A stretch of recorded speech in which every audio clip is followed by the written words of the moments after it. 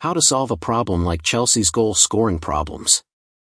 Chelsea's shock defeat on Tuesday night by second division side Middlesbrough in the first leg of the League Cup semi-final summed up everything about Chelsea since the start of last season, both the good and the bad, especially the bad. Let's start with the good. It won't take long. Chelsea once again dominated possession, controlling the ball 72% and creating few chances, having 18 shots of which 5 were on target. Now for the bad, Chelsea couldn't score, nor avoid defeat. The 1-0 loss at the Riverside Stadium, thanks to Hayden Hackney's 37th-minute goal, was Chelsea's 31st defeat dating back to the start of the 2022-23 season.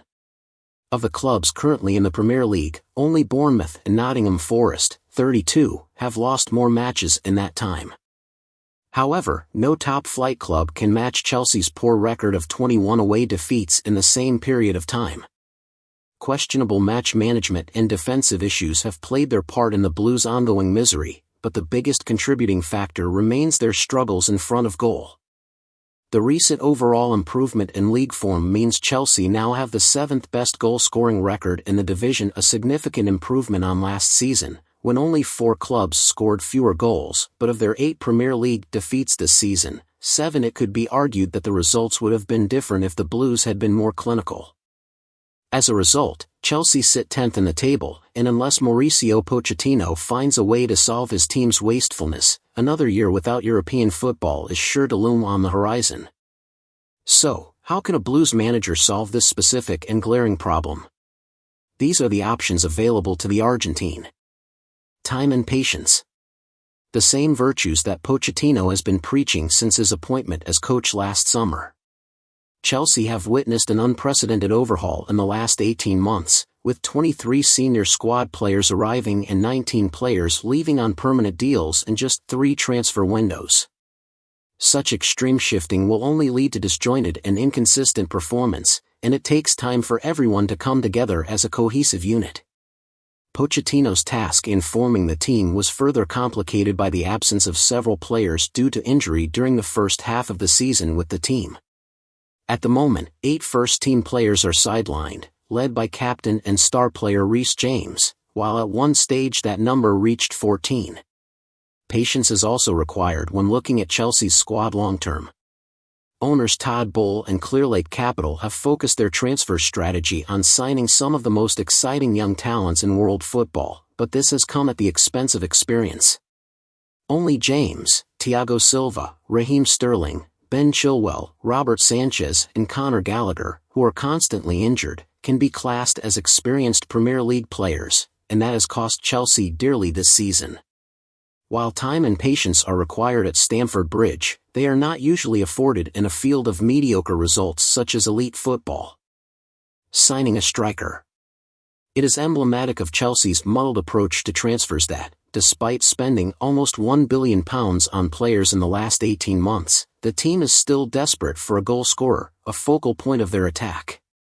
Wouldn't some of the £280 million invested in 4 central midfielders, Moises Caicedo, Enzo Fernandez, Romeu Lavia and Leslie Ugochukwu, have been better spent on a striker?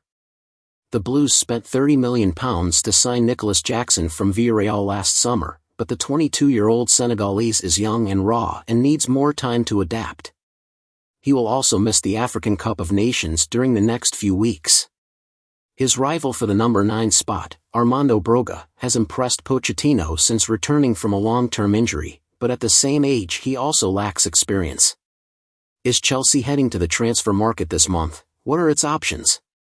Given the club's recent spending, financial fair play will have to be taken into account, so the arrival of big money is likely to depend on outgoings. Even if Chelsea get carte blanche, the options available to solve their striker's problem this month seem limited. England international Ivan Toney, valued at more than £100 million, has pledged to repay Brentford's support during his suspension. Girona has insisted that Artem Dovbyk, the Ukrainian who launched his surprise bid to win the La Liga title, is going nowhere this month. Nigerian star Victor Osimhen recently signed a new contract with Napoli. Pochettino revealed that Chelsea are looking for opportunities in the transfer market and that talks with the owners about new signings have been really good. But is there a reliable goal scorer available now who can help solve their problems? Bank on Nico. When Christopher Kaneko joined Chelsea last summer, it was hoped that the France international would be the answer to their goal-scoring woes. Although still not a purebred striker, Antnetico thrived when appointed in that position. His record for RB Leipzig, 58 goals over 2 seasons, having never been a problem in the net. He impressed during pre-season when he took on a key role in Chelsea's new attack alongside Sterling and Jackson, but a serious knee injury kept him out for 6 months. Since making his debut last month, Nkunku has shown promise, scoring off the bench against Wolves on his league debut and providing an added edge in the final third, even as he clearly lacks fitness. However, the 26-year-old has been injured again, this time with a thigh injury that ruled him out of the FA Cup win against Preston and the League Cup defeat to Middlesbrough. Pochettino hopes it is not serious, but it continues a worrying trend for Nkunku, who missed the 2022 World Cup with a knee injury. When he is up and running, Nkunku has the ability as a goal scorer and creator to make a huge impact on Chelsea. However, getting and staying fit has proven to be his biggest challenge yet. Trust the current team. In addition to Nkunku, there is no shortage of attacking talent in Chelsea's squad. Cole Palmer has been a revelation since joining from Manchester City, as he has been involved in 15 goals, 8 goals and 7 assists. Sterling is, with the exception of last season, a reliable goal scorer in the Premier League. Michael Modric may have his critics, but the Ukrainian has the skills, pace and ability to be a terrifying winger.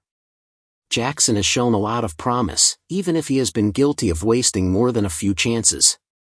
Meanwhile, Noni Madueke has shown his willingness to take responsibility in high-pressure moments. Broga has the ability to make a difference in the box, and even midfielders like Gallagher and Fernandes are more than capable of contributing goals.